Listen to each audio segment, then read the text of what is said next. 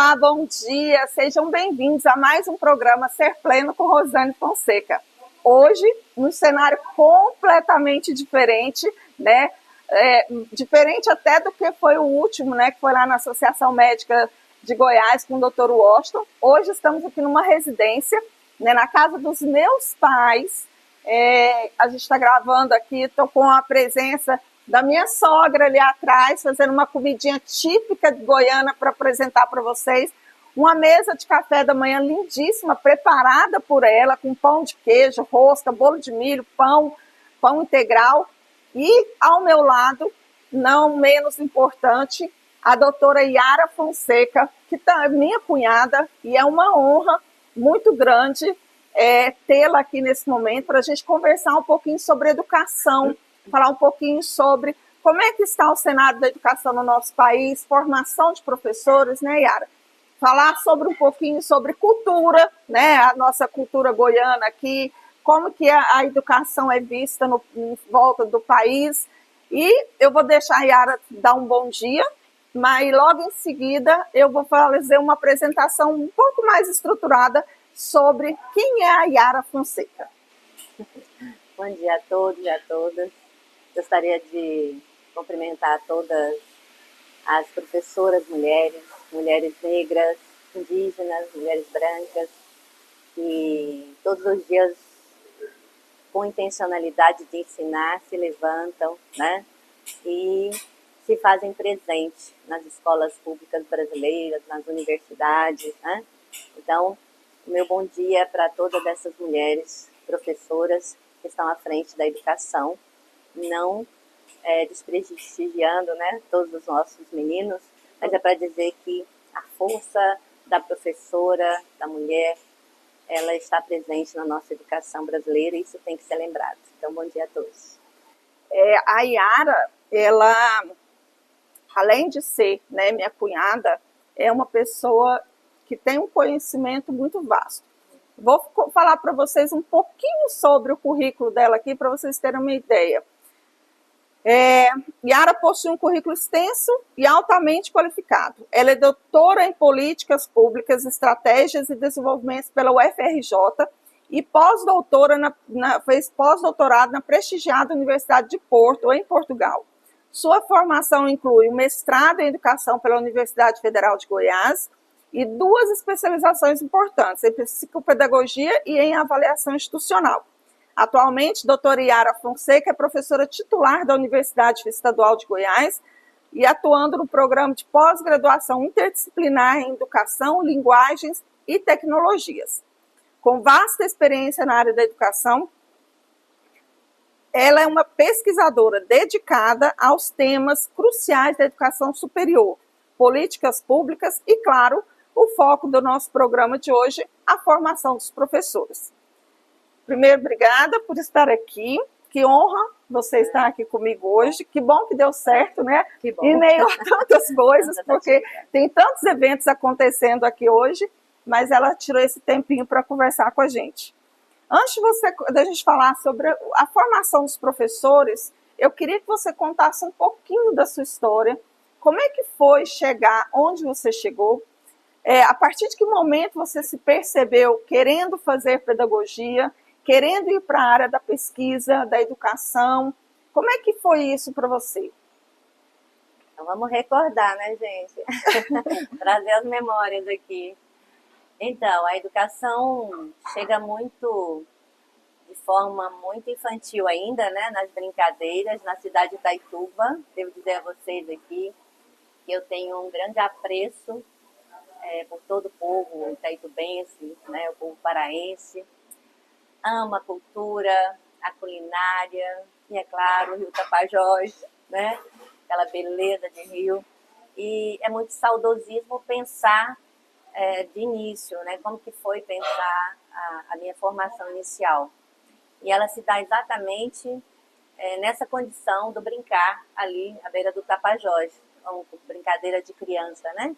Sempre gostei de ensinar, ensinava os irmãos, ensinava a vizinhança, e retornando para Goiânia para estudar, na década de 80, resolvi de fato, ser professora, me tornar professora, porque a gente se torna professora, né?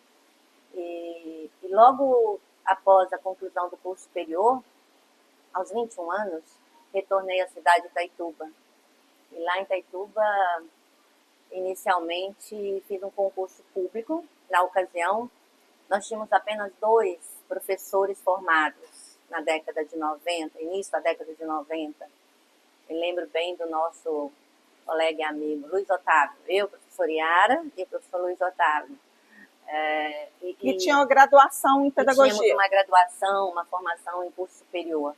Naquela ocasião, a gente não tinha uma LDB que traria a obrigatoriedade dessa formação. Então, os nossos profissionais da educação da cidade de Itaituba, da qual eu comecei toda a minha trajetória, de fato, eram profissionais ainda com nível médio de magistério, né? Então, nós, professores de nível superior, na ocasião, era muito, vamos entender assim, naquele contexto era muito interessante, muito importante, né? Para a nossa condição de nos tornarmos professores e a responsabilidade. No primeiro concurso, eu fui para uma escola que ainda tem em Itaituba, né? Benedito Corrêa de Souza. Pertinho da minha casa. Uma escola que eu agreguei muitos amigos importantes e queridos, né? Professora Neide Neves, de todo o Raimundo, de todos os colegas lá. São tantos, né? Que não dá para ficar trazendo mais um abraço a todos, ou todos os colegas do Benedito, né? Trabalhei também com a professora Olinda, saudosa professora Olinda. A professora Olinda tinha uma escola, Semente do Saber. Ela faleceu recentemente, né? Sim, já tem alguns anos, mas era de uma condição assim delicada e compromissada com a educação de Itaituba, né? Principalmente da primeira infância, das séries iniciais. Então, nós trabalhamos ali no primeiro movimento, tanto no público como no privado, com muita vontade, e a vontade naquela ocasião era de fazer a mudança nas condições da sociedade em que se vivencia, tantas fragilidades, tantas dificuldades do ensinar, né? Até porque a gente conhece o nosso contexto, a nossa região, da dificuldade de acesso e etc. Então, começamos por Itaituba, e por lá ficamos há mais de 10 anos, nos tornando professores daquele grupo, daquela sociedade, de pessoas muito acolhedoras, né? Pessoas que tinham interesse, fome, vontade de aprender. Isso me fez passar também pela PAI de Santarém, onde nós trabalhamos junto à questão da discussão da inclusão, que ainda estava muito, muito nova toda a discussão dentro da educação pública, né? Sim. Mas nós tínhamos as instituições de APAE, de Pestalozzi, que já cuidavam dessa discussão da inclusão. E aí eu me apaixonei nesse momento. Né? Ainda não tinha nenhuma política pública que falasse sobre isso. Isso né? Era na década de 90 e nós vamos ter praticamente toda essa discussão com a LDB, de 9394 de 96. A LDB vem trazendo essa questão muito mais na ideia de integração, mas a partir daí a gente abre, né, no final da década de 90, início do século XXI, toda uma discussão formal, né, de uma política que, de fato, traz esse direito social a todos, independente das suas condições, né, físicas, sensoriais, etc. Então, passando ali por Itaituba, Santarém, a gente fica até o final do século XX trabalhando nessas discussões da inclusão, da educação, da criança com dificuldade de aprendizagem. Isso sempre me envolveu muito, porque eu gostei muito, sempre gostei da área da psicologia, fiz psicopedagogia, né? Um curso também de psicopedagoga também. Eu gostei muito na época. E depois o tempo e a vida me trouxe de volta para Goiás. As condições de vida me trouxeram, inicialmente, algo que talvez fosse difícil, muito pelo contrário. Eu acho que esse movimento da vida, a gente às vezes não entende muito bem, né, por quê, mas ele foi um movimento muito importante. Porque voltando para Goiás, com família formada, com crianças para fazer esse movimento de desenvolvimento, né, dos dos filhos, né, do crescimento e da formação, eu entendi que eu precisava estudar de novo. E aí, aos 30 e poucos anos, a gente renova, ressignifica, né, a vida como estudantes, porque o professor ele estuda sempre, mas estudar no campo acadêmico, no campo científico, fazer uma pós-graduação no stricto sensu, é algo que na época era muito mais delicado. Hoje eu sou professora do stricto sensu, tenho alunos de mestrado, de doutorado, de pós-doutorado, né? A gente orienta a graduação, todos os níveis da universidade, mas isso lá no início do século XXI era um pouco mais complexo. Mas os desafios estão aí para a gente enfrentar, a luta é contínua. Então, resolvi fazer mestrado, fiz mestrado na Universidade Federal de Goiás, voltando para casa, né? Ainda que a Itaituba também seja uma casa que sempre me acolheu muito bem. E a gente vai levar ela em breve para ir de novo. E aí fiz o mestrado, depois do mestrado fiz concurso público na Universidade Estadual, então eu sou professora da Estadual de Goiás há mais de 20 anos, né? Na ocasião também, professor sempre trabalha uma carga horária extra, né? A gente trabalha em quase 3, 4 períodos, o quanto que a gente consegue, né? Isso é um trabalho árduo, significativo, que tem que ser valorizado. Então, na ocasião, fiz também concurso para o município de Goiânia, para o estado de Goiás. Então, eu trabalhava na Secretaria Municipal, na Secretaria Estadual, na universidade, aquele movimento de muitas atividades em pleno crescimento. A gente trabalha muito, mas a gente cresce muito também. Então, estudar, trabalhar é algo que sempre fez parte da minha vida. Só um adendo. Com 3 filhos. Na ocasião, 3. Com 3 filhos, né? Na época do mestrado, na né? época do mestrado. 3 filhos. E não adultos, né? 3 crianças, né? Na verdade, no final do mestrado, eu já estava... eu tinha que defender, tipo, em outubro, e estava grávida do meu 4º filho, que iria nascer em fevereiro, né? Então, assim, hoje eu tenho 5 filhos, né? Depois me constituí mãe novamente, mas no mestrado eu já estava finalizando no 4º filho, e o doutorado veio com a 5ª filha, né? O doutorado veio pela Universidade Federal do Rio de Janeiro, foi muito bom também, né? Fazer uma leitura de outros campos, de outras áreas, de uma forma interdisciplinar, integrada, né, com a questão das políticas públicas. E, finalmente, finalizando o doutorado, não seria justo não fazer o pós-doutorado, né? Enquanto uns querem desistir, ela não é justo não fazer pós-doutorado. Não é justo. Fui para o pós-doc em Portugal, na Europa, né? Conheci vários países, vários professores que discutem também a questão da educação, da formação de professores. E hoje tenho pensado se não é justo também começar novos pós-doc, né? E agora eu já estou na vibe dos netos, então está mais tranquila. As crianças estão formando, estão se formando, estão formadas, né? A vida está um pouco mais tranquila. É isso, porque ela tem 2 netos e já está esperando o 3º que está chegando, e ela disse que está mais ou menos tranquila. Tranquila. É isso. Então, um pouco assim da trajetória para dizer que tudo começa realmente na cidade de Itaituba. Então, é um prazer falar para essas professoras, esses professores, né, do município de Itaituba, que a gente tem uma trajetória, uma história, né, de construção dentro dessa cidade. A gente tem uma pontinha de contribuição e conhecimento para dizer que hoje se percebe as instituições de ensino superior, as escolas públicas, né, com toda uma discussão mais ampla, mais aprofundada, com professores formados, né? Isso é muito gratificante, saber que a gente, há 30 anos atrás, aliás, 40, né, gente? Vamos 40. Ser sinceras, né?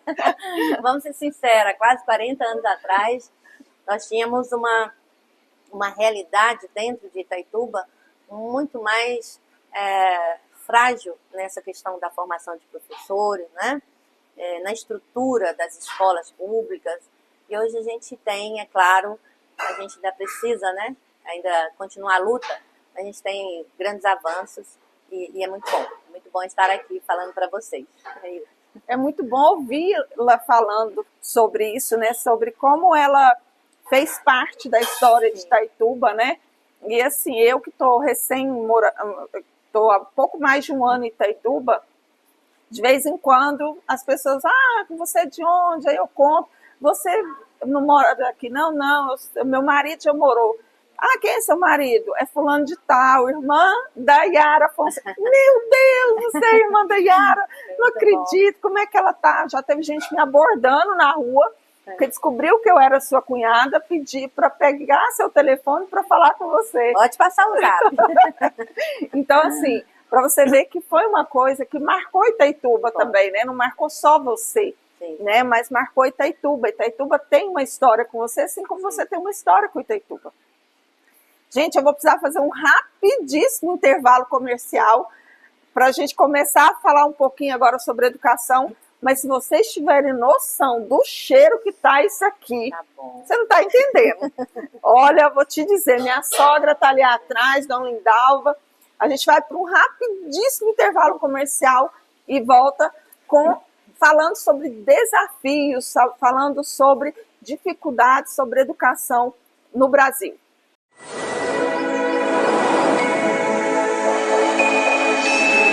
Olá, bem-vindos de volta ao programa Ser Pleno com Rosane Fonseca. Hoje entrevistando a doutora Yara Fonseca. Ela já fizemos uma breve apresentação sobre, contou um pouquinho da história dela sobre Itaituba, como é que foi Itaituba, como é que foi a formação dela como professora. E agora eu vou começar a fazer algumas perguntas para ela sobre a questão da educação como um todo. Yara, quais são os 3 maiores desafios que você acredita que um professor enfrenta aqui no Brasil? Especialmente quando a gente fala dessa quantidade de mudanças que a gente está tendo, né? As IAs da vida, né? Todas essas questões. Quais você hoje consideraria os 3 maiores desafios que o professor vai enfrentar? Então, quando a gente pensa rapidamente, desafios, né, da educação, da escola e, é claro, da sala de aula, a gente pode, não seria 3, seria 3 vezes 300, né? Porque, assim, tem o contexto midiático, né, como as IAs e toda essa tecnologia que a gente enfrenta, tem a questão da inclusão, né, agora chegando com força dentro da escola. Nós temos aí a desvalorização, né, do magistério, que a gente ainda precisa continuar na luta, né, no movimento de resistência. Mas, assim, essas são questões que estão postas no cenário, né, político, nas discussões, até em nível de reportagem, de entrevista, né? Então, isso é comum, é notório, né?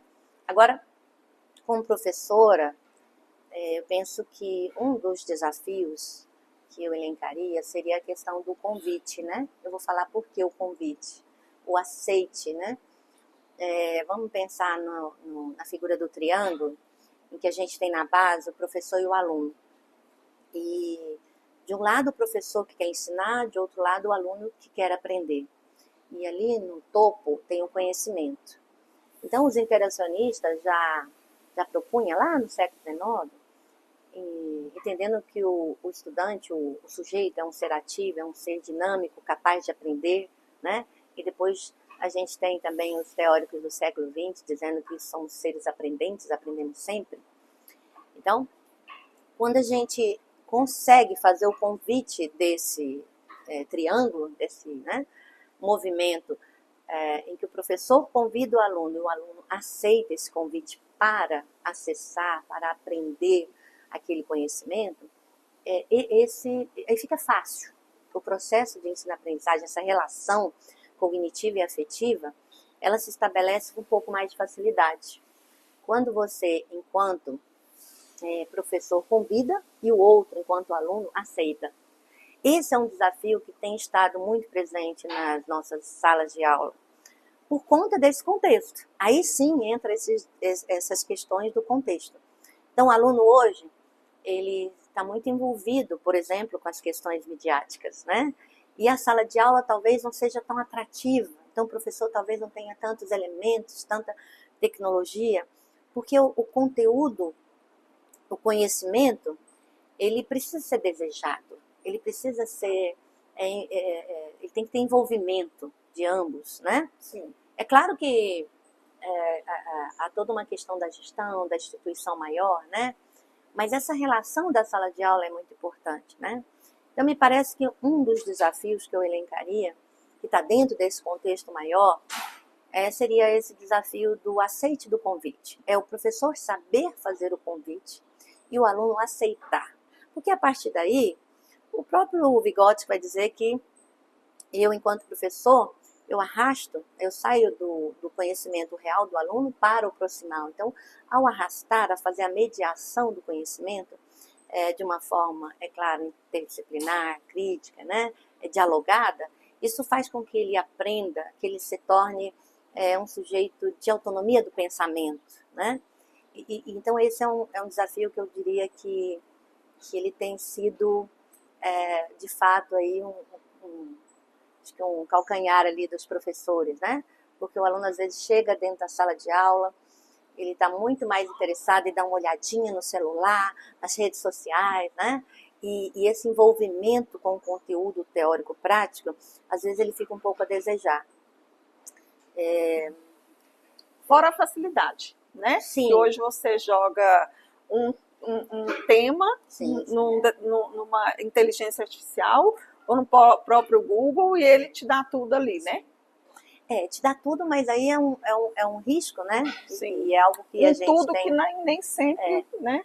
Porque a gente tem um contexto de sociedade da informação, com a reestruturação produtiva, né? Com o mundo globalizado, com todas essas relações entre países, informações que chegam o tempo todo. É claro que o aluno tem disponibilidade de acesso à informação, o que é diferente da formação, né? Porque a formação ainda precisa, de fato, desse debruçar, desse exercício de pensar sobre o conteúdo. Então, o aluno ele tem que ler, ele tem que saber interpretar, ele tem que fazer análise, ele tem que se apropriar do conhecimento, né? Não dá para passar pelo conhecimento. A gente passa pelo conhecimento, mas a gente talvez não tenha a qualidade que deveria. E isso faz parte de um contexto maior, porque também tem as questões, né?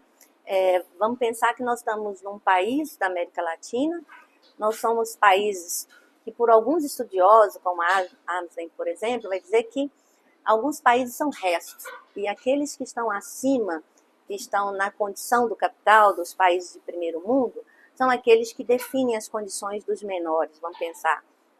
Então, é claro que, se a gente começa a entender que nós somos um grupo, uma sociedade que temos tudo o que é de melhor que muitos países não têm, né? Por exemplo, sim, a nossa natureza, os nossos recursos naturais, né? E se a gente começar a se apropriar de produzir o conhecimento dentro desse país, que é rico em todas as condições e dimensões, a gente começa a se estabelecer como um país forte, que começa a talvez se apropriar dessas condições de subserviência, de subalternação que a gente sempre teve dentro dos países de primeiro mundo, né? Dos grandes países capitalistas. Então, eu penso que é um pouco esse exercício. A gente tem que começar pelo nosso local, pela nossa região e expandir para o nosso estado brasileiro. Nós temos potencialidade para isso, né?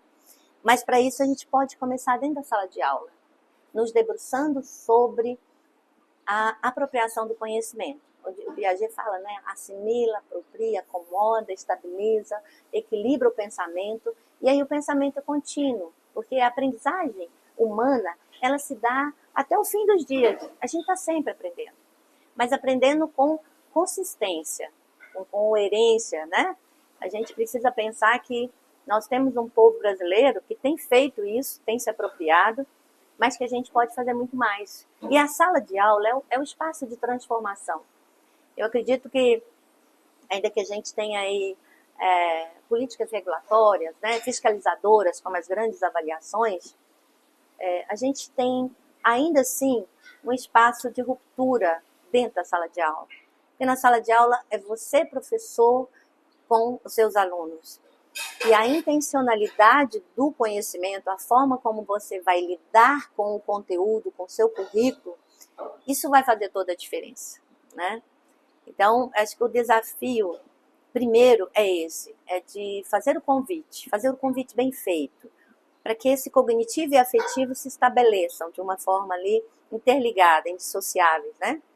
A partir daí, é fazer com que esse currículo, esse conteúdo que é parte da cultura que a gente seleciona, né? Porque a gente tem aí Sim. uma infinidade de informação, possibilidades mil, mas que esse currículo tem uma intencionalidade de saber aonde que eu quero chegar com aquele conteúdo, a forma como eu vou lidar, a metodologia, para que, de fato, esse aluno se comprometa consigo, né? E com todo o que está ao seu redor. Porque se a gente forma bem o estudante, o sujeito, isso provavelmente vai promover uma melhoria daquele local, daquela região e do nosso país. Educação Então, é tudo, né? É isso. E aí desafios a gente tem muitos. Mas a gente enfrenta, né?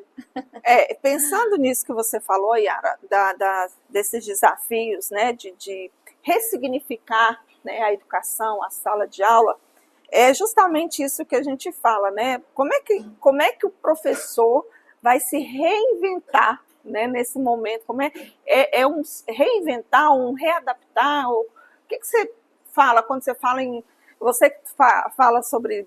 Inclusive, gente, isso que vocês estão vendo aqui na frente, esses 3 em pés aqui, são livros. Esse último aqui foi a última publicação Sim, sua, né?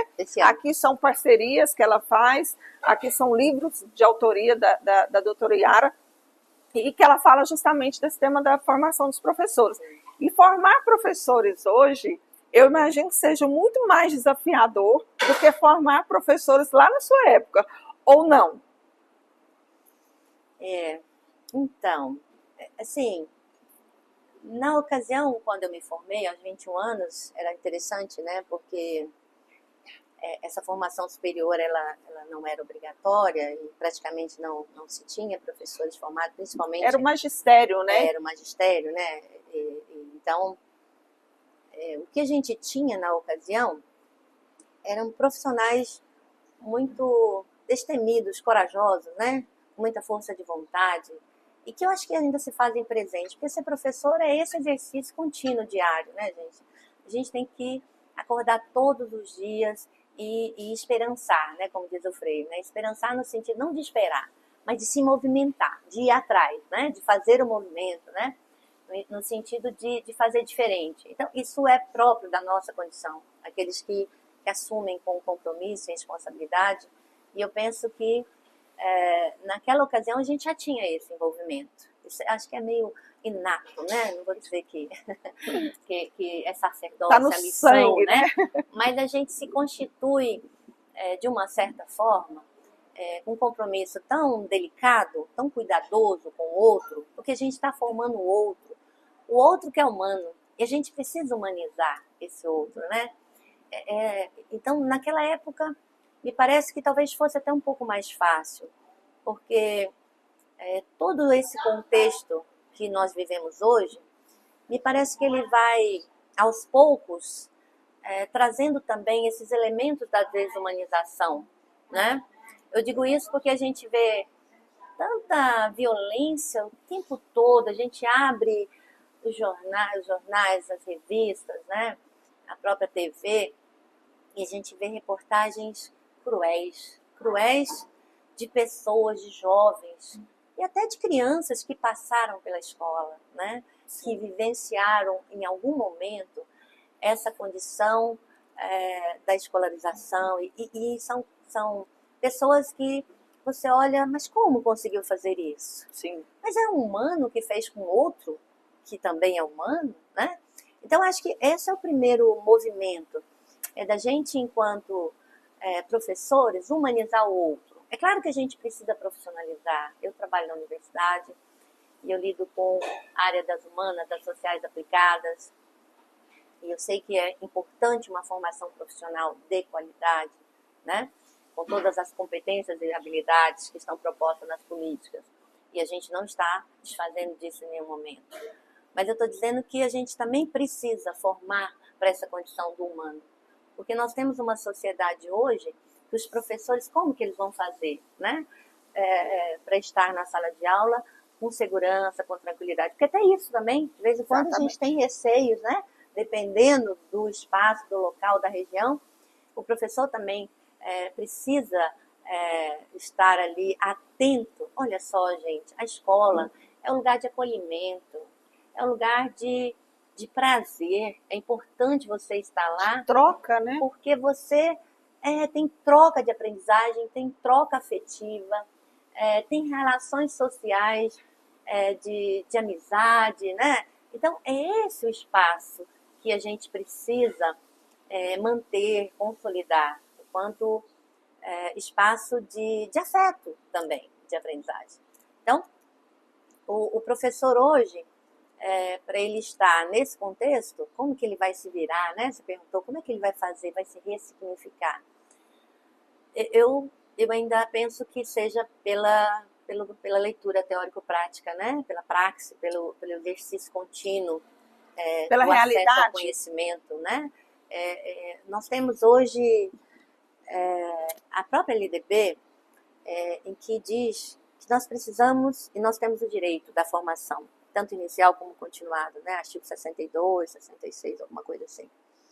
Então, se nós lutamos tanto por esse direito, né, que nós tínhamos antes da própria LDB, isso vem também na Constituição de 88, esse direito e acesso à educação a todos, né? Então veja que nós temos um movimento de luta ali no final do século XX, porque o século XIX, quando a gente pega a história da educação, a gente tem um movimento de reclamação. Então o povo brasileiro, a educação brasileira reclamava, gritava, clamava por melhoria. E o século XX, aos poucos, vem, né? Desde o movimento da Escola Nova do século XX, do 30, com os grandes estudiosos, Anísio Teixeira, etc., a gente tem um movimento de dizer, agora nós queremos uma escola pública, gratuita, laica, de qualidade para todos. E aí nós passamos, ainda que pelo movimento da ditadura, mas depois, quando a gente chega na década de 80, a gente tem uma Constituição Cidadã, que diz, olha, agora todos têm direito à educação, né? É um direito social. Então, a partir daí, a formação inicial e continuada de professores na LDB, ela também é um direito garantido. É um direito garantido. E eu penso que é nesse movimento de buscar, né, se apropriar, que seja em nível de lato sensu, que seja no mestrado, no doutorado, né, para não fazer formações aligeiradas, fragmentadas, fragilizadas, que também, de uma certa forma, está posto para que a gente cumpra as obrigatoriedades. Aí o ideológico você aprende pouco, às vezes aprende, né, de forma ainda muito incipiente. Então o ideal é que você se debruce, que você garanta esse direito, porque o professor também, ele precisa de ter essa oportunidade, né? A gente não faz mágica, a gente não tira assim, a gente precisa se apropriar. Nada da cartola, né? Não dá. Não tira da cartola. E o conhecimento, ele é processual, né? A gente aprende a partir de um degrau, mais outro degrau, aquela ideia mesmo da equilibração piagetiana, por exemplo, né? Então, é necessário que você se dê direito a se apropriar das condições atuais, para você entender da sua realidade, que você está ali à frente daquelas, para fazer um diagnóstico, para saber quem são meus alunos desse ano, né? Então eu vou tentar agora fazer um mapeamento da minha sala, para saber qual o conhecimento que eles têm inicial, para saber como que eu faço para mediar esse conhecimento, para que eles evoluam, eles alcancem um conhecimento mais aprofundado, né? Então é preciso que eu me aproprie também do conhecimento dessa condição de professor. Aí você vai me dizer assim, bom, Yara, mas aí em que condições? Então, é justamente isso que eu ia te dizer. É Quais são as exatamente condições isso. para isso, né? Quais as condições? Por quê? Porque a gente sabe que a gente tem vários Brasis dentro de um Brasil. Sim. Né? E a nossa realidade lá do norte, né? Falando agora nossa porque eu moro lá, e que eu experienciei isso visitando colônias, né? Visitando as pequenas regiões que tem ali por conta do meu trabalho, a gente verifica justamente isso, essa questão. Uma escola que ela não funciona pelo sistema seriado o ano, né? Ele funciona pelo sistema de... até hoje eu não consigo entender direito, talvez você possa me esclarecer, mas, por exemplo, dentro de uma mesma sala de aula, nós temos vários alunos com diferentes níveis de escolarização, né? E o professor está ali para fazer. Então, tem uma escola que funciona só o período, só o primeiro grau, vamos assim dizer, uma escola que funciona só o segundo grau, mas tudo ali muito... E aí a gente entende, né, quando a gente fala, e a gente fala muito disso lá em Itaituba, né, as políticas públicas que são feitas aqui para o sul, para o centro-oeste-sul, elas são pouquíssimo aplicável lá no norte. Por quê? Porque a extensão territorial, a forma de chegar, as formações são completamente diferentes do que a gente pratica aqui. Então, como pensar nesse professor que, de repente, entra numa sala de aula e tem vários alunos com diferentes níveis de aprendizagem, com diferentes níveis de interação e até com alguns alunos necessitando de quê? De uma atenção especial, uma inclusão, um apoio. Como é que a formação do professor começa a pensar nessas realidades dos Brasis dentro do nosso Brasil? Vocês viram que ela fez umas 10 perguntas, né, gente? Vou tentar responder pelo menos umas 2. É porque é muito complexo, né? A nossa querida Rosane, ela já se apropriou, né? E já diz, olha, eu já sou cidadã itaitubense. Já sou apaixonada. Ciúme, tá, gente? Mas então, primeiro pensar na questão das políticas públicas, né? Nós temos, o que é uma política, né? É uma demanda que vem da sociedade, né? Em que o Estado ele tem que pensar em atender. Então, se nós estamos aí numa fila dos hospitais, a gente não tem acesso à saúde, então o Estado tem que fazer uma política do SUS, fazer um SUS. Se a gente tem, pensando na educação, crianças com necessidades especiais, crianças atípicas chegando para o acesso e a permanência na escola, na universidade também, a gente tem que fazer uma política pública para poder atender a essa demanda, né?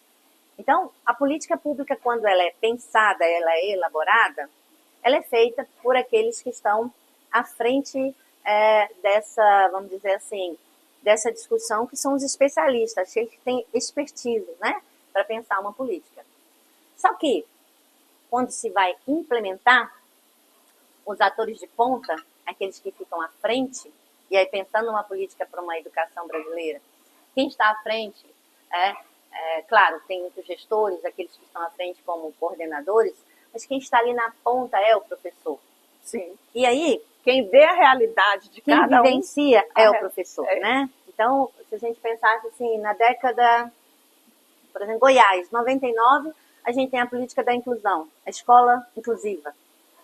E aí a gente abre o século XXI, né, para dizer, olha, agora as crianças estão sendo incluídas na escola, mas sem nenhum tipo de formação, sem nenhum tipo de estrutura, né, de infraestrutura. Então, as políticas públicas, elas são elaboradas e nós temos boas políticas, mas na hora de serem implementadas, a gente tem uma lacuna, um vácuo. A gente tem uma distorção, porque o ator de ponta, ele não conhece com profundidade o que se pensou, o que se propôs. Então, a gente vai distorcendo e vai implementando nas condições que, às vezes, são condições frágeis para implementar. Eu vou só citar o exemplo, por exemplo, por exemplo, correr do Dante, né? A questão da avaliação. A NDB diz, olha, preferencialmente não haver reprovação. Ela diz isso. Agora, preferencialmente, não é que não pode reprovar. Mas assim... Mas a interpretação muitas vezes é o contrário. Né? Quando a gente tem uma LDB no final do século XX que fala que preferencialmente não deveria haver reprovação, aquele que elaborou a política, por exemplo, ele pensou que a escola, a sala de aula, a condição do ensinar e do aprender deveria ser de tão qualidade que não precisaria ter reprovação. Só que a gente distorceu a interpretação e a gente disse, olha, agora não precisa mais reprovar, porque a secretaria vai ligar, porque a escola, o gestor, né? Então, é essa distorção que acontece nas políticas públicas, né? A gente, por não ter participado ou não ter estudado a política, porque a gente tem que estudar a política, quando chega, olha, agora é para fazer, conforme você falou, um currículo em que atenda às condições reais desse grupo ribeirinho. Sim. A gente tem que ter uma escola que, de fato, atenda essa demanda e que é um misto, né, de alunos com níveis de aprendizagem, de escolaridade e condições também, porque nós somos sujeitos singulares. Sim. Todos nós somos um no todo. Exatamente. Né? Então, se nós tivéssemos uma formação em que a gente... enquanto professores, profissionais da educação, pudéssemos compreender que cada aluno, independente se tem a deficiência, se está passando por algum problema naquele momento de perdas, né? Porque a criança que precisa de atenção maior não é só aquele que tem uma deficiência permanente, é aquele que naquele momento ele pode também estar passando por alguma dificuldade, né? Seja uma dificuldade emocional, orgânica, né? Nós somos um ser de totalidade, né? Sim. Nós somos um ser que, se não estamos bem afetivamente, isso provoca dificuldade no nosso cognitivo, o orgânico também, se não estamos bem alimentados, isso também vai dificultar na minha aprendizagem. Exatamente. Né? Então, assim, se nós tivéssemos uma formação de fato, de qualidade, para que o professor entendesse que todos são singulares nas suas dimensões, nas suas condições, e que a gente teria que pensar nesse currículo, né? Dessa forma, que atendesse a todos, isso já resolveria. É utópico? É o ideal? Sim. É real? Não. Né? Infelizmente, não. E o professor, ele, primeiro que essa formação ainda está em processo. Nós já temos aí quase 30 anos de legislação, né, Sim, da LDB, que traz essa obrigatoriedade. Nós temos aí, depois disso, várias políticas propostas de legislações que dão esse direito a essa formação, para que esse professor consiga conduzir com qualidade essa, vamos dizer assim, essa heterogeneidade no sentido, né, de todos serem singulares, né? Mas a gente ainda precisa, talvez, de um pouco mais de décadas, né? Mas acho que a gente está no caminho, né? Acho que a gente está no caminho quando há essas políticas que, ainda distorcidas na hora de serem implementadas, elas podem ser discutidas. E esse movimento, ele é feito, né? A gente tem sempre essa tensão, né, gente, entre o que se tem e o que se quer. Mas eu penso que esse exercício tem sido feito no sentido dos movimentos, dos encontros coletivos dos profissionais da educação, das produções, das pesquisas que a gente faz dentro da universidade, né? Principalmente dentro dos mestrados e doutorados, quando a gente divulga o trabalho dos nossos estudantes profissionais, porque o estudante do mestrado e doutorado, do pós-doutorado, é também um trabalhador ali da sala de aula, Sim. Né? E nesse ressignificar, o exercício é para o sujeito, é para o professor. Então, quando você faz uma tese de doutorado, quando você faz uma pesquisa de mestrado, esse ressignificado, o seu pensamento, provoca uma nova forma de agir, de fazer diferente. né? Então, precisa de você, de fato, ter acesso a essa formação, que é obrigatória, que é um direito, e que talvez ainda precise de continuar a luta, né, para se apropriar mais. Eu acho que é um pouco isso. Olha, tá uma delícia o papo aqui. A gente vai ouvindo e vai aprendendo, né? Mas a gente precisa fazer um rapidíssimo intervalo comercial. É 1 minutinho, é só para você ir lá beber sua aguinha, fazer seu xixi e a gente comer também aqui um pouquinho. Já que vocês não podem, a gente vai comer por vocês. A gente volta em 1 minutinho.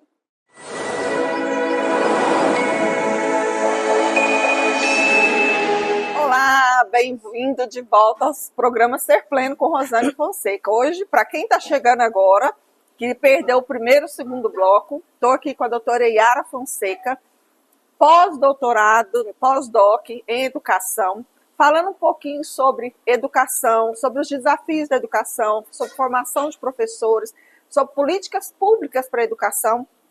A gente está num bate-papo aqui recheado de delícias, feito pela minha sogra que está ali atrás, cozinhando, fazendo um arrozinho com piqui, guerobe, frango caipira.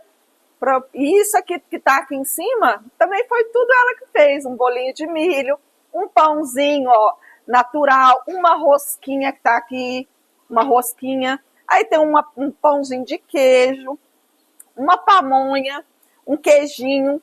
Ela fez também uma canjica, que aí para vocês aí, né, do Pará aí, Itaituba é mungunzá, que vocês chamam, né?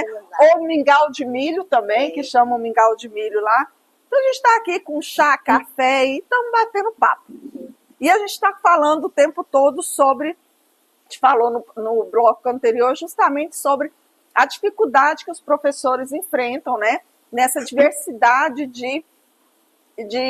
do nosso país em trazer uma educação de qualidade, uma educação que todo mundo, de fato, consiga ser atendido na sua totalidade. Mas a gente também não pode esquecer do professor, né, doutora Yara? A gente não pode esquecer do professor. É o principal. A cor principal nesse movimento. O professor, ele enfrenta todas as adversidades que a gente já falou anteriormente, né, em tentar levar a melhor qualidade de ensino, baseado nas políticas públicas, nas leis que estão aí, que regem a educação, né? Mas a gente, às vezes, esquece, né, que o professor é um ser humano também, como o aluno que está ali dentro da sala de aula. E hoje o que a gente vê é uma dificuldade muito grande em professores serem, às vezes, respeitados, né, na sua profissão, naquilo que ele se propôs a fazer. A gente vê uma espécie de inversão de valores ali, né, dos pais em relação aos seus filhos, onde que os filhos nunca têm culpa de nada, o professor é que está sendo responsabilizado. Como é que você vê isso, Yara? Como é que você está identificando, por exemplo, você que faz, né, trabalha com formação de professores, né, escreveu um livro aí, a formação dos professores, sobre isso. Como é que você vê a saúde mental desses professores atualmente, em virtude de tudo isso que a gente já falou, dessas dificuldades encontradas e dos desafios enfrentados na sala de aula? Então, vamos pensar assim que hoje o grande movimento é que a gente tenha um exercício de escuta sensível com o aluno, né? Então, é preciso que a gente escute o outro, que está vivendo nesse contexto, que é um contexto de tanta informação e de tanta violência, que seja simbólica, que seja física, né? E aí a gente... verbal, né? Verbal, né? E a gente traz muito essa narrativa, esse discurso, né? Para fazer esse movimento de cuidar do outro, que é o estudante, que é o aluno, né? E precisa disso, sim, com certeza, né? A nossa criança, o nosso jovem hoje, ele tem vivido num século que as emoções estão muito latentes, estão muito descuidadas, né? É uma correria, é uma pressão de todos os lados, é uma condição de informação que faz com que esse outro, de fato, precise. desse olhar cuidadoso, dessa escuta sensível. Mas quem vai cuidar do outro se não está também sendo cuidado? Exatamente. Como que eu posso dar algo se eu também não tenho? A gente só dá o que a gente tem. A gente não dá o que a gente não tem. Então, se eu, professor, não tenho cuidado, se o professor não tem acolhimento, se o professor não tenho estrutura para lidar, né, com todas essas adversidades, provavelmente eu vou adoecer. E vou mesmo. Porque cada um tem uma condição singular. Então, talvez algo que ocorra dentro da escola para você vá ser diferente para eu, de acordo com o meu emocional, com as minhas condições, o organismo, da minha trajetória, da minha forma de ser. Então, alguns conseguem sobreviver sem adoecer, mas nós temos muitos adoecimentos. Tem uma aluna que fez uma pesquisa sobre essa questão, aqui no estado goiano, dentro da Secretaria de Educação do Estado de Goiás, e a gente tem uma quantidade de adoecimentos nesses últimos 10 anos significativo. Então, nós temos o estresse, temos a crise de ansiedade, temos a depressão, tem todas essas questões da emoção. Não que isso seja próprio só do professor, né, não, pessoal? Não é. Nós estamos num século em que as emoções elas estão precisando ser cuidadas, né? Mas o professor, ele recebe uma carga muito forte ali. As energias são muitas, né? E as demandas são maiores ainda. Então, o que a gente percebe é que esse adoecimento está posto. Está posto e é preciso que a gente aprenda, enquanto profissionais de educação, a resistir, a lutar por melhorias da nossa sala de aula. A gente volta lá para o século anterior, né? A gente precisa de lutar por melhores condições de trabalho, pela valorização do magistério, pelas condições de formação inicial e continuada. Né? Por quê? Porque senão é fato, não tem discussão. É possível que se adoeça muito mais. Então, eu acho que o professor precisa de ter também esse olhar cuidadoso, essa escuta sensível, né? Para que ele possa ter condições de dar para o outro esse cuidado humanizado. E aí a gente precisa das políticas. As políticas públicas educacionais, elas têm chegado aí devagar, mas têm chegado nessa condição de atendimento, né? Para que a gente possa, de fato, se respeitar, se cuidar e ter condições de cuidar do outro. Né? Então, não sei se consegui responder todas, né? Mas eu penso que é um pouco isso. A gente não dá o que a gente não tem. Então, se não tem cuidado, a gente adoece. E aí tem uma quantidade enorme de profissionais da educação que têm adoecido e que é um caso de políticas públicas educacionais. Né? Porque assim, se a gente for parar para pensar, doutora, o professor na sala de aula, ele não é só o professor, né? Ele é o orientador, ele é o acolhedor, ele é o apoiador, ele é a escuta desse aluno, né? Ele é um pouco de tudo. Eu falo que o professor, ele vai de médico a benzedor, todos os níveis, né? Porque ali ele cuida, ele abraça, ele acolhe.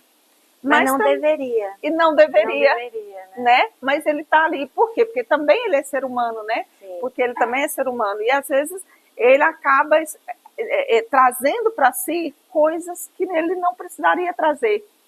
Até porque ele não dá conta, né? E nem tem essa obrigatoriedade. A gente tem um discurso, né?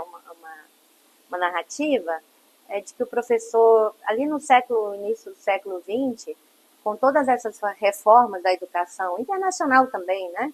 Quando a gente pensa que nossa educação brasileira pós-Constituição 88, LDB de 96, ela tem um movimento de ser repensada, reorganizada, ela recebe ali orientações, discussões e consultoria de grandes estudiosos, por exemplo, da Europa, Espanha, Portugal, né? Schoen, Zeigner, nós temos Tardif, tem vários novos estudiosos que vão dizer, olha, vamos pensar juntos essa educação do país latino-americano, do Brasil. E aí a gente vai ter uma infinidade de denominações, de adjetivações para o professor. O professor agora tem que ser pesquisador, tem que ser o professor apoiador, né? Tem que orientador, ser, tudo. a gente tinha várias denominações em que fazia com que o professor fosse tudo e, ao mesmo tempo, nada. Porque o que é o professar? É o mediar o conhecimento. É você, enquanto profissional, você tem uma profissionalidade. Todas as profissões têm um conjunto de ações que o tornam profissional, né? Então, quais são as ações que nos tornam profissionais, né? Então, nós temos que ter, enquanto profissionais, o conteúdo, conhecimento do conteúdo, né? Nós temos que ter um currículo, nós temos que saber do nosso currículo, do nosso conteúdo, para que nós possamos, a partir daí, mediar com uma metodologia, com uma didática que seja de fato, né? Que seja interdisciplinar, que seja colaborativa, né? E a gente precisa também de saber o processo avaliativo, como que funciona.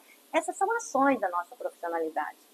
A partir do momento que isso sai, né, e a gente vai abrindo outras tantas, né, questões, a gente pode se perder nesse contexto. E também isso talvez seja um movimento provocativo daqueles que intentam diminuir esse profissional, né? Porque no momento que você se perde, porque você agora tem que ser o psicólogo, o cuidador, o assistente, e Tudo você um pouquinho, né? talvez perca um pouco esse exercício do seu currículo, da sua metodologia, do seu processo avaliativo, e você também é humano, não consegue abarcar tudo, né? Então eu penso que o que a gente tem que entender é que nós somos profissionais da educação, profissionais, né? Não é missão, não é sacerdócio, não é, não, porque eu sou a tia é aquela que não precisa ganhar bem, né?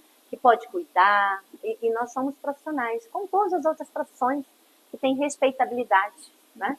Então, é preciso que a gente entenda que o nosso conjunto de ações, eles precisam, de fato, ter consistência.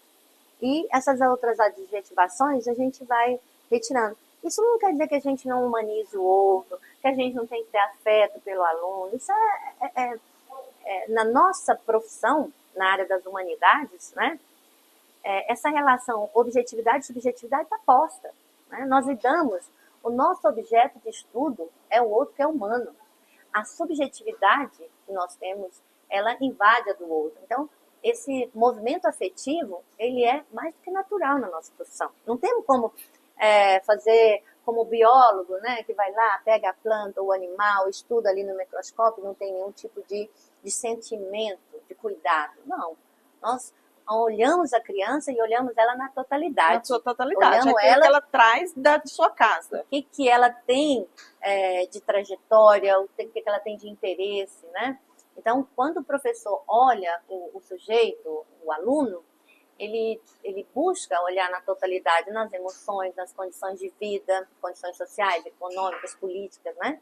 Nas condições emocionais. Então, é claro que isso é parte da nossa profissão. Mas a gente tem que se atentar que tem algumas ações que a gente não consegue, não cabe, né? E aí e não são responsabilidade para a gente diminuir as nossas condições específicas e aumentar também a nossa carga de responsabilidade, que também provoca esse adoecimento, né? Exatamente. Porque a gente vai agregando e a gente vai se envolvendo e de repente não cabe tudo, né? A gente tem que tentar pensar o que de fato nos faz profissionais de educação. Assumir, não é deixar de assumir algumas coisas, mas é assumir a responsabilidade naquilo que é da sua responsabilidade. Sim, da nossa sua competência, né?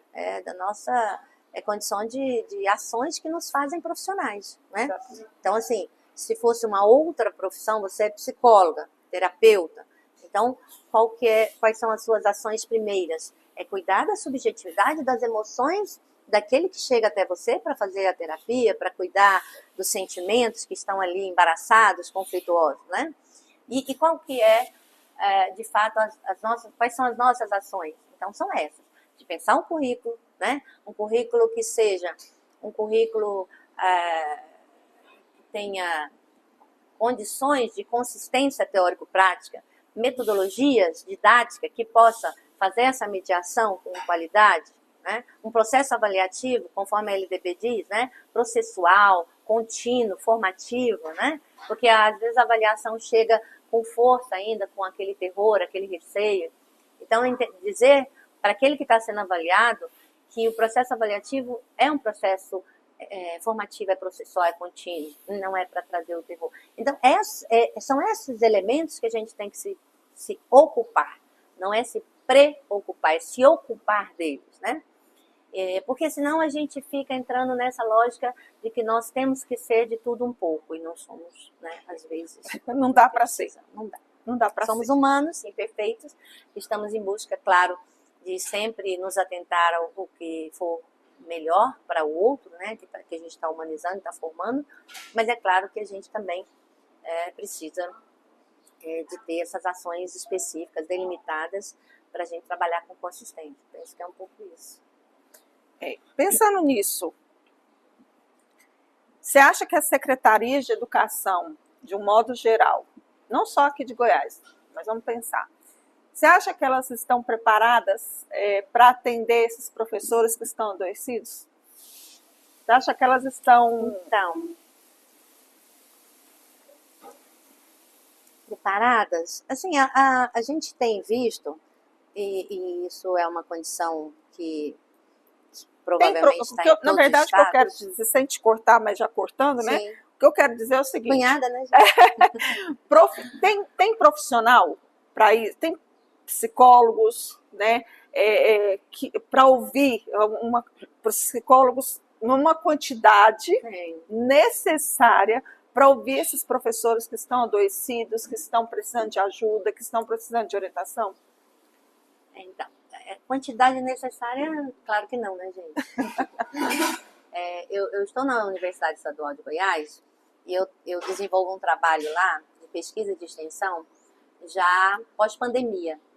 Depois da Covid, essas questões da saúde mental se estabeleceram com mais força, né? A gente volta dessa pandemia com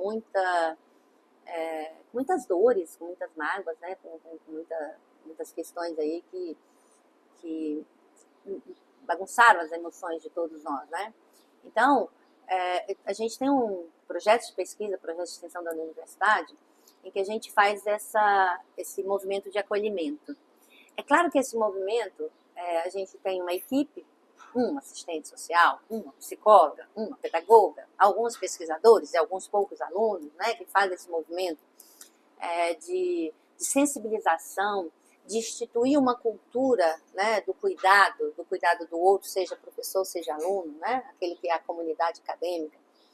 Quando a gente pensa em escola pública, da educação básica, a gente tem em Goiás, e eu acho que o Brasil inteiro, essa discussão desde o início do século XXI, final ali de 99, né, com todos os documentos internacionais, Salamanca, Jontien, a gente assina, né, enquanto país, que a gente vai fazer esse movimento de inclusão nesse sentido, porque não é só a inclusão da pessoa com deficiência, mas essa inclusão do todo, né? Então, a gente tem um movimento na escola pública brasileira já há mais de 20, 25 anos, em que se tenta, com a equipe multi, inter, transdisciplinar, fazer esse acolhimento, muito mais para o aluno do que para o professor. Mas as secretarias estaduais, municipais de educação, têm as suas coordenações, né, de acolhimento. Agora, é claro que isso ainda é muito pouco quantitativamente falando, né? É claro que isso ainda precisa se estender bastante, precisa se expandir para que a gente possa, de fato, ter condições do município ter uma estrutura, uma infraestrutura, né, de pessoas capacitadas para isso. Ainda que cada município também, porque quando a gente tem uma política maior, ela é articulada com os entes federados, estaduais e municipais, né? Então fica aí também uma proposta, né, de uma política que possa, dentro do município de Itaituba, acolher, fazer essa escuta sensível, esse diálogo mais próximo daquele que tanto precisa, né, que é o professor, né? A gente já tem uma política de inclusão educacional para o aluno, né? Agora, principalmente para tá chegando aí, né, alunos atípicos, né, os alunos com TDAH, com autismo, com todas essas questões do nosso contexto atual. Então, a gente tem uma preocupação muito grande para fazer o movimento de atendimento com o aluno. Mas é preciso que a gente lembre que são necessárias as políticas de atendimento aos professores, aos profissionais da educação. E quando eu digo professores, eu digo gestores, coordenadores, o pessoal da secretaria, né? O pessoal que cuida de toda a estrutura física, né? Então, só para dizer porque a escola é um todo, né? É uma comunidade, né?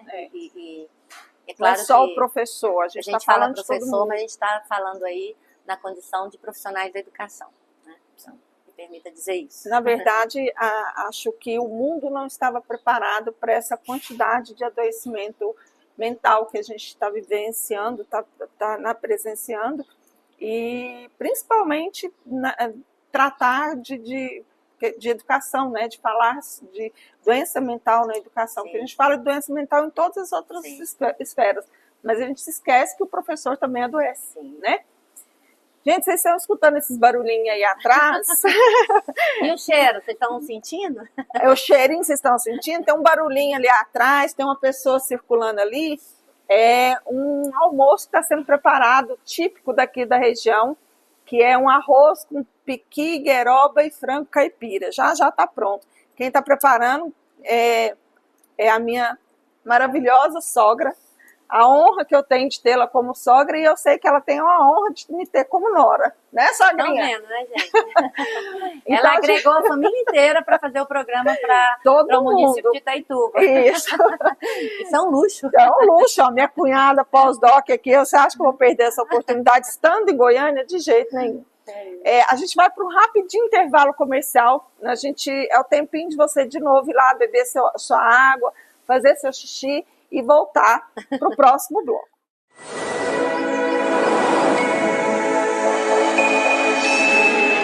Olá, bem-vindos de volta ao programa Ser Pleno com Rosane Fonseca, caminhando aqui para os finalmente com essa entrevista hoje mais que especial, né? Além de ser uma profissional de qualidade, uma profissional incrível, competente que eu tenho a honra de ser minha cunhada, né, que está aqui comigo. Alguns bons anos, né? Alguns bons anos. Vamos fazer 31 anos de cunhada oficial, mais 40 anos de cunhada, né? Porque extra oficial e oficial, né? Porque foram 9 anos de namoro, vou fazer 31 anos de casado, então eu não vou fazer 40 anos juntas, né, aqui. Daqui a pouco você vai falar até a minha idade, né? Não vamos pensar nisso agora, não. Minha sogra ali atrás fazendo uma comidinha típica pra gente aqui de Goiás, aqui, um franguinho com piqui e gueroba, tá assim um show. Esse vai ser o nosso penúltimo bloco, e no último bloco a gente já vai tirar o café da manhã, que também foi feito pela minha sogra, né? Para você que chegou agora aqui na Rede TV, que está assistindo o nosso programa, pelo YouTube da Rede TV também. Ela fez um bolinho de milho, fez um pãozinho, fez rosca, pão de queijo, para vocês mungunzá, né, ou mingau de milho. E aí meu marido trouxe uma pamonhinha, fez uma pamonhinha aqui, um chá, um café, e estamos por aqui. Bom, vamos voltar aqui com a nossa conversa com a doutora Yara, falando sobre educação, formação de professores. A gente está aqui com alguns livros, dentre eles o último livro que ela lançou. Como que é o nome do livro, doutora? Então, é uma coletânea de documentos, de artigos, né, de pesquisas realizadas dentro das universidades do estado goiano, do estado também do Nordeste, alguns colegas que se propõem a discutir a formação de professores. Esses materiais, desses livros, né, esses conteúdos têm sido divulgados nas bienais, né, nas feiras de livro. Nós divulgamos este ano de 25 na Bienal do Rio, de São Paulo, de Portugal, né, em Lisboa. Então, esse é um movimento importante, porque produzir conhecimento, né, ele é tão necessário quanto divulgar, né? Esse movimento de levar para o outro o que se faz de resultado de pesquisas, né, dentro da universidade é muito importante. A universidade ela tem feito esse exercício de abrir as portas, né, para que esse conhecimento não fique guardado, né, entre a Torre de Marfim, né, Então, é preciso que a gente divulgue isso com os nossos pares, que a gente leve essas discussões que são resultado de pesquisas empíricas, pesquisas bibliográficas, documentais, para aqueles que estão ali também na sala de aula. Eu não gosto do chão da escola, mas da sala de aula, né? Principalmente o professor. Então, nós temos aí vários capítulos de livros organizados sobre a discussão da formação de professores. Se vocês pudessem, né, olhar com calma, vocês viriam que, ainda que se discuta a história da educação, mas a gente está sempre interligando com a condição do professor e da sua formação. Ainda que a gente tenha lidado com as metodologias ativas, com as discussões da escola invertida, né? A gente também está ligado com a discussão do professor. Ainda que a gente discuta a transdisciplinaridade, a complexidade, a gente está ligando com a formação de professor.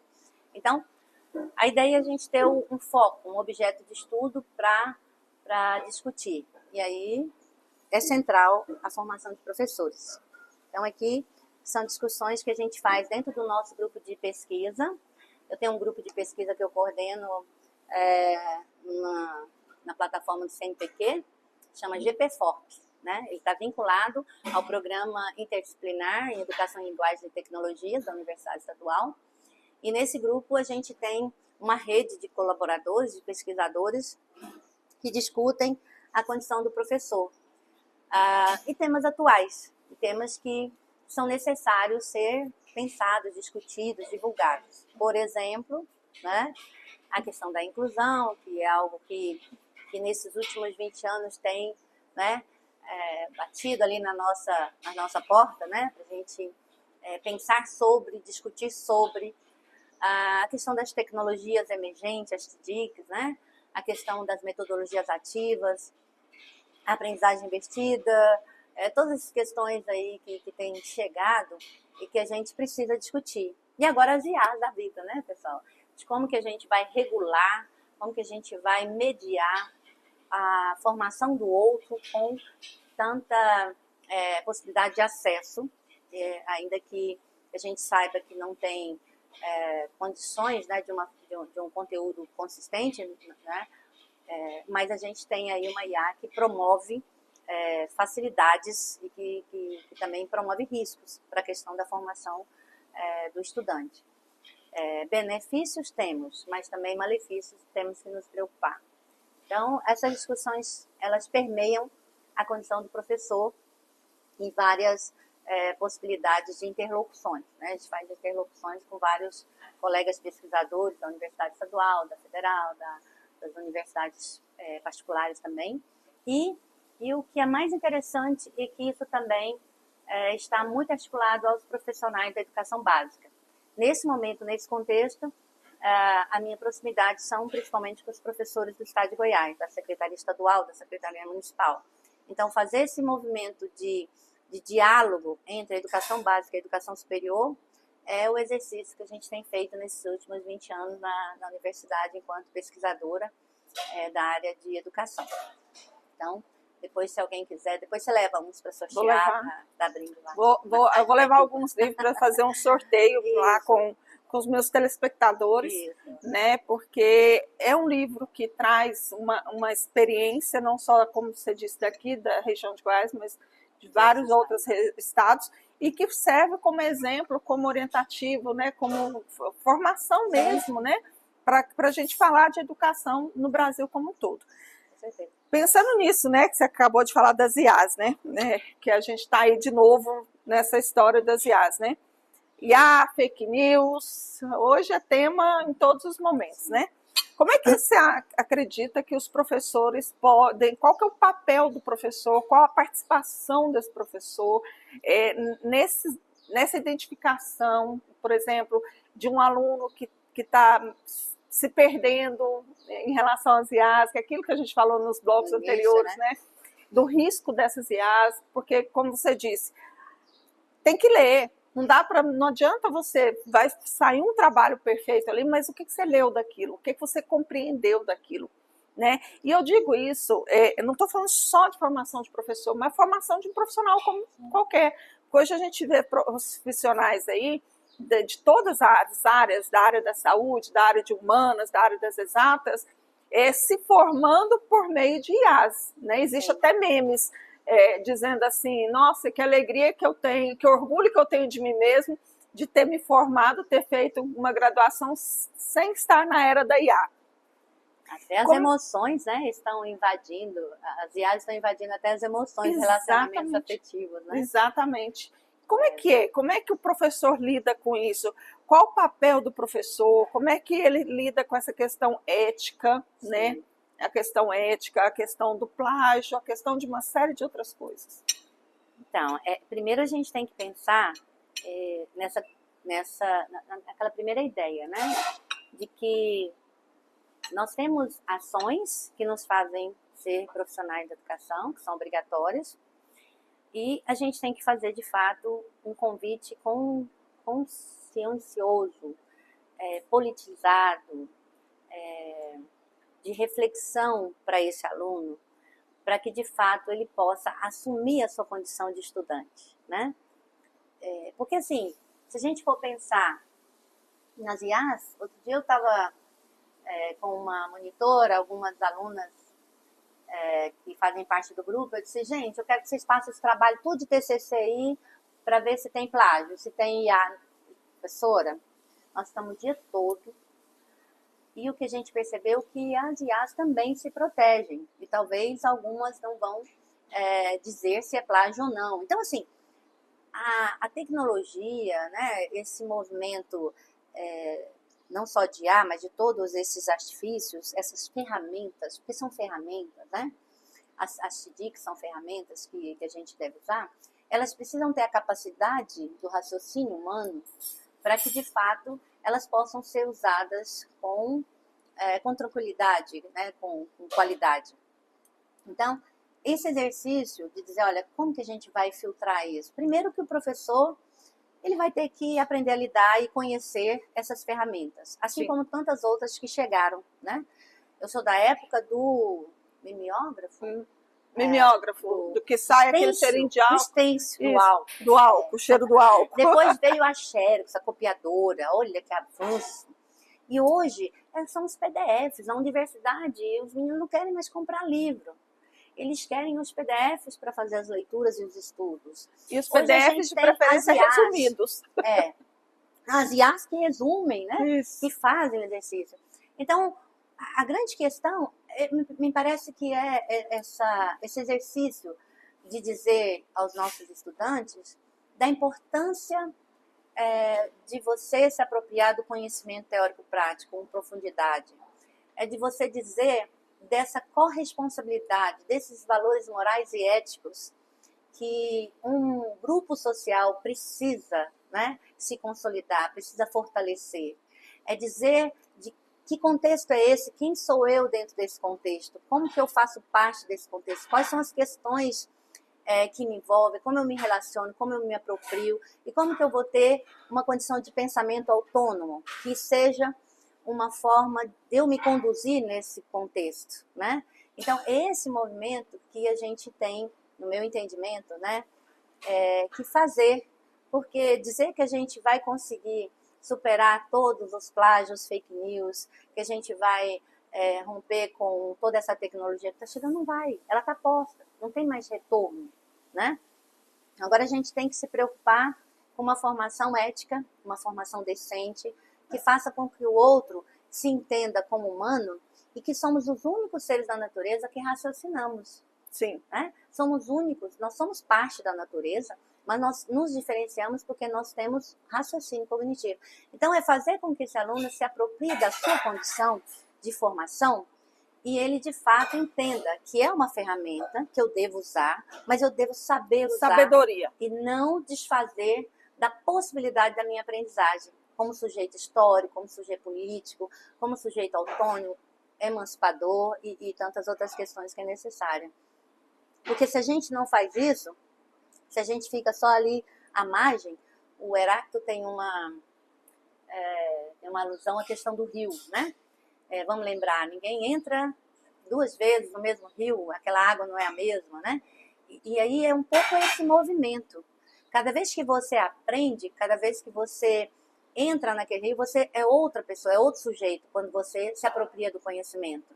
Aquela água já não é a mesma, porque ela também se modifica. Quando você está dentro do rio, você tem uma visão. Quando você sai, né, você tem um outro olhar. Né? Aquela ideia também de retirar o véu, né, do seu olhar. Então, é esse exercício que a gente precisa fazer. É tirar o véu que está ali encobrindo o olhar desse aluno que acha que fazer pela IA, fazer pelo plágio, até que plágio é crime, né? Crime. Fazer pelas facilidades, isso não vai fazer com que você tire o véu. Porque você entre naquele rio com outro olhar. Que você saia dele e veja a totalidade daquele mundo que te cerca. Então, eu acho que é por aí. Na verdade, um exercício de consciência também, sim, né? Um exercício de consciência do que tipo de profissional que você quer se formar. Você quer se formar, de fato, um profissional conhecedor e sabedor daquilo, ou um profissional raso, que sabe o que coloca para você sem nem sequer um aprofundamento daquilo. Eu acho que tem mais a ver com você, né, com o que você quer para a sua vida, com o que você quer, e também a ver com o que você quer para o outro. Eu penso que são as duas questões, assim. É claro que você, enquanto professor que está mediando, que está fazendo esse movimento, você tem que mostrar para o aluno da importância dele fazer essa assumência do lugar que ele está. Exatamente. Mas é preciso que a gente, enquanto escola, educação, né, profissionais, que a gente também dê essas possibilidades de compreensão. Porque também o outro só vai assumir, ele só vai ter condições de assumir esse compromisso quando ele tem as condições. E aí entra a questão das ações do profissional. Tem um bom currículo, tem um currículo consistente, né? Que ele tenha metodologias que vão enriquecer, que vão fazer essa mediação com propriedade, que ele tenha um processo avaliativo que seja, de fato, processual, formativo, né? Então, não dá para a gente responsabilizar o sujeito, até porque a gente está numa sociedade que o individualismo fala mais forte, né? O tempo todo um olha para o outro naquela competência, né? Por exemplo, quando estão prestes a fazer o vestibular, o Enem, a gente olha para o colega, dependendo do curso, né, como um concorrente, porque você tem que ser melhor. Então, essa é uma sociedade do individualismo, da competitividade, e que a gente não pode trazer isso para uma formação histórica, crítica, de tendências progressistas, diferente das liberais, pragmáticas, tecnicistas, né? A gente tem que pensar que a nossa forma de pensar a condução do outro, ela tem que ser nessa condição de uma tendência, de uma concepção de pedagogia, de aprendizagem, muito mais nessa abordagem progressista. Porque senão também a gente vai só reproduzir o que já está posto, o que a gente já tem, né? Que é a memorização, que é a formação frágil. E aí essa consciência ela não chega, essa assumência ela não se dá. Né? Esse compromisso é um compromisso de ambos as partes, de ambas pessoas que estão envolvidas. E talvez você diga, talvez é um pouco utopia. Não, a gente tem muitos casos de sucesso, muitas escolas ainda é possível, né? Que têm instituído uma cultura colaborativa, interdisciplinar, uma cultura de pensar a formação do outro nesse sentido do compromisso ético. E é claro que isso vai se dar aos poucos. Também não dá para cobrar de tudo e de todos, né? Mas a gente sabe que é possível. Porque a gente tem algo que eu penso que é fundamental na nossa condição de profissionais da educação, que é essa condição da vontade, da boniteza do olhar para o outro, né? A gente tem essa possibilidade, porque nós somos humanos tanto quanto os outros que a gente forma, né? E aí, nessa condição de humanidade, a gente consegue ver o nosso aluno com um olhar de cuidado.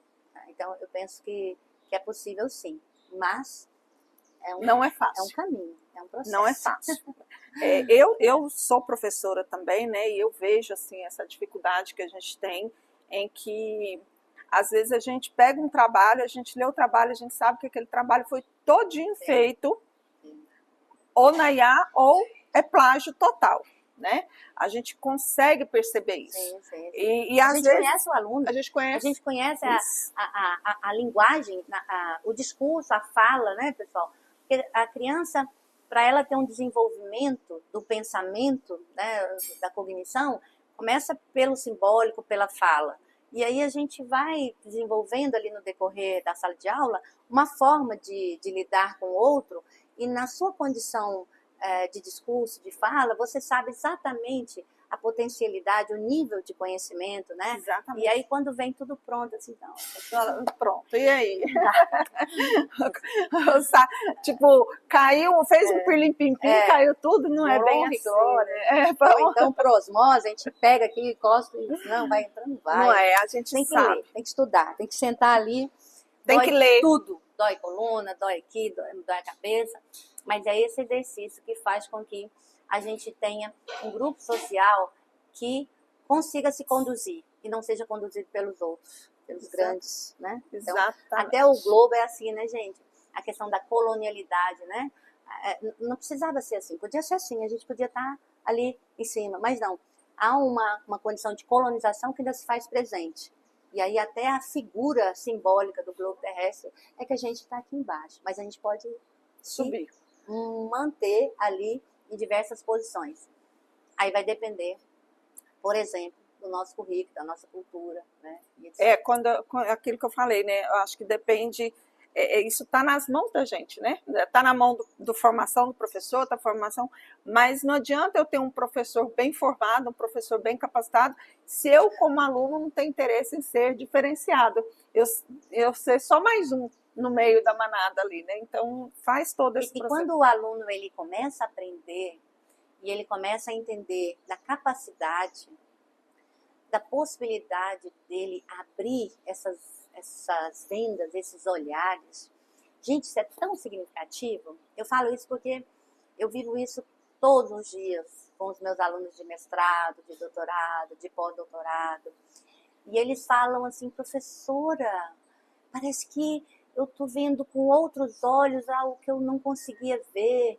Eu me apropriei de ideias, de pensamentos e até de atividades que não era possível. Então, assim, há uma mudança de pensamento, uma forma de pensar. O cognitivo faz um movimento e a partir daí a gente começa a agir. Porque essa relação teoria e prática é indissociável. Se a gente não consegue pensar diferente, a gente não consegue fazer diferente. A gente vai reproduzir, a gente vai manter o que está estabelecido na nossa sociedade do capital, né?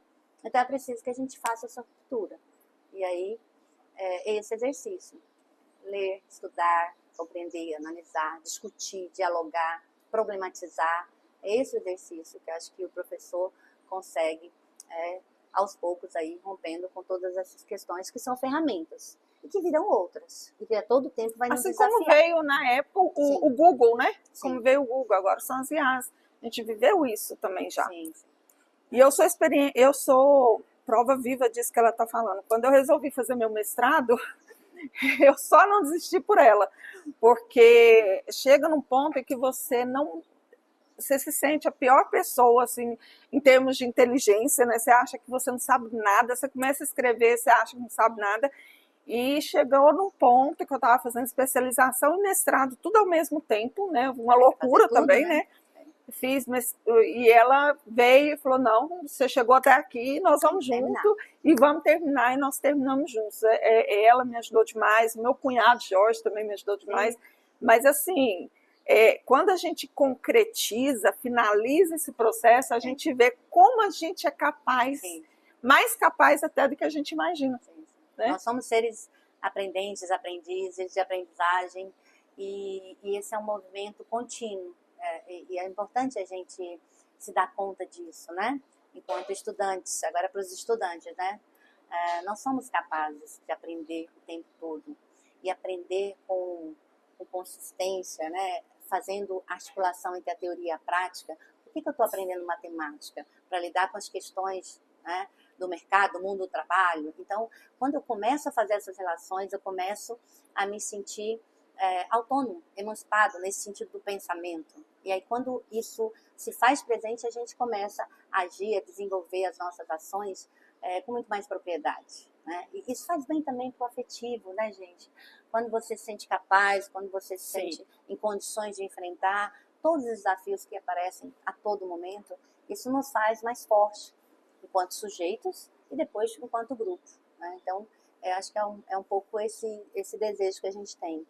É que os estudantes também, eles usem as ferramentas. Ninguém vai tirar as ferramentas de você. Não tem como. Não tem como, né? Tá, como você a disse, gente já nasce, além do CPF, né? Além da estrutura econômica política, a gente já nasce também no mundo midiático agora, esses jovens que nascem no século XX, das gerações Y, Z, etc., né? Então, as ferramentas estão aí para serem usadas e vamos usá-las. Mas vamos usar com propriedade, fazendo nossas pesquisas, estudando nossos textos, né? E aí elas vão nos dar um apoio, uma contribuição. Mas não vamos fazer por nós, porque nós somos capazes, nós somos seres de raciocínio, somos seres de cognição e somos seres capazes de caminhar com as nossas pernas, com autonomia. Acho que é essa a grande proposta que eu penso agora. Teria outras, mas agora, com tanto café, eu acho que é isso. Olha, a gente está caminhando para o finalzinho. Eu vou fazer um rapidinho intervalo comercial, né, só para a gente limpar essa mesa aqui. Nós vamos colocar agora o nosso almoço e a gente vem para as considerações finais, os agradecimentos. Não sai daí não, fica aí, espera a gente para você ver o almoço que vai ser servido aqui agora, feito pela minha sogra, minha mãe, mãe dela, minha cunhada, e pelo meu marido também. Então a gente está aqui, né, depois desse belíssimo café da manhã, agora tem aqui o almocinho. Então, um minutinho, segura. A gente vai, mas a gente volta.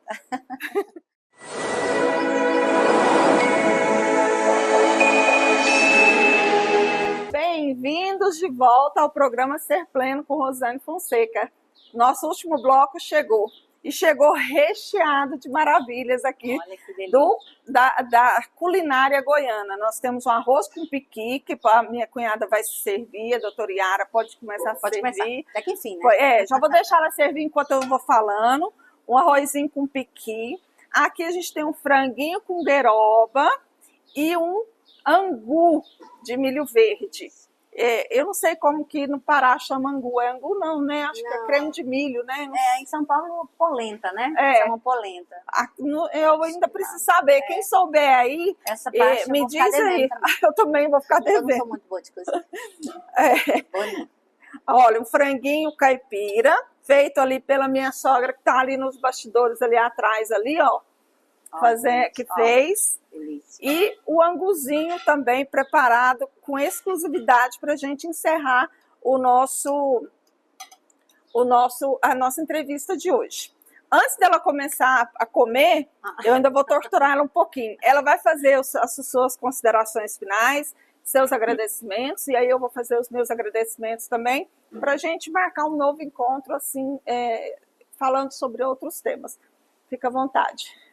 Então, primeiro dizer a vocês, principalmente professoras, mulheres, mães, tias, avós, negras, indígenas, brancas, né? Que é um prazer poder estar aqui com vocês, falando um pouquinho desse ofício, né? Que é tão importante e significativo para todos nós, né? Dizer que cada vez que a gente ensina para o outro, a gente aprende um pouco mais.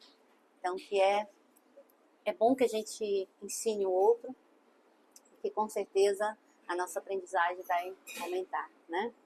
Dizer também que onde estiver homens e mulheres, é possível que a gente aprenda, que a gente ensine.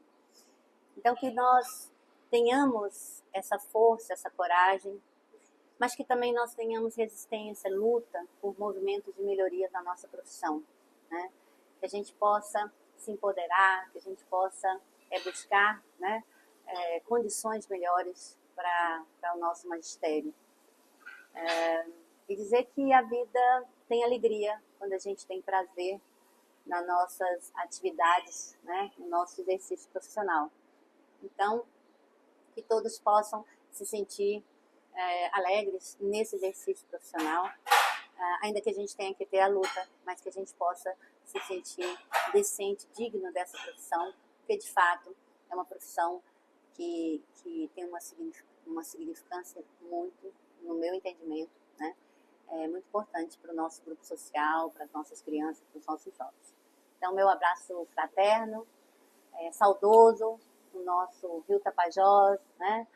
No nosso município de Itaituba, e a todos os colegas que estão à frente da educação pública municipal e estadual do Pará. Então, muito obrigada, foi um prazer estar aqui com você. Obrigada, foi um prazer, foi meu. E eu vou levar ela para Itaituba qualquer dia desses, tá, gente? Para ela matar a saudade. Né? Eu vou. E vai matar a saudade, rever colegas, rever escolas. Eu sou vizinha, né, da escola onde ela começou. Então, para mim foi uma honra, né? Um prazer ter você aqui comigo hoje. Uma honra dupla, né? Uma honra por ser a minha cunhada, como eu já disse várias vezes. Uma honra por ser a profissional que você é. E por trazer tanto conhecimento, tanta alegria aqui pra gente hoje, tanto aprendizado aqui pra gente. Mas eu não vou encerrar assim fácil, não. Eu vou trazer aqui minha sogra. Vem cá, lindeza. Isso, porque é a dona de toda a comida da gente, né? Ela fez o café da manhã, ela fez o nosso almoço, e eu preciso mostrar para você a mulher que me deu de presente o marido que eu tenho, né? E que tem... aqui, essa aqui é minha sogra, é uma segunda mãe para mim, é um amor que eu tenho mesmo de verdade, e ela, sempre que eu peço, tudo na verdade que eu peço para ela, ela nunca me disse não, nunca me disse não. Às vezes ela faz até mais do que eu peço, do que eu imagino. Então, minha gratidão é eterna. Ela disse que vai me cobrar depois. Os aprendentes deixam nas emoções o sentimento eterno, né? Daquele que ensina. Ela tenta me ensinar, eu não aprendi ainda a cozinhar, mas já aprendi outras coisas tantas boas. Então é isso. Então nós somos eternos aprendizes da Dona Lindalva, viu, pessoal? Nós somos eternos aprendizes. Obrigada, sogra. Obrigada também, meus netos. A minha segunda filha, querendo ou não, se ela não me quiser como mãe, eu vou adotar ela como filha. Tá vendo? Ela já é minha segunda mãe, é um amor de 40 anos aí. Dá um beijo, manda um beijo lá pro pessoal de Itaituba. Já eu vou levar ela também. Querida, cidade Pepita, tô chegando. Vou levar, eu levei ela em julho do ano passado, agora eu vou levar de novo. Né, sogra? Amo Itaituba. Não, em julho agora que a senhora foi, né? Gente, foi um prazer estar com vocês. Obrigada mais uma vez pela audiência, por estarem aqui comigo, né? Por ter acompanhado esse momento. A gente se vê semana que vem. Venha ser pleno você também. Um beijo para você. Fiquem com Deus. Uma boa semana e até a próxima. Até mais, pessoal. Um abraço.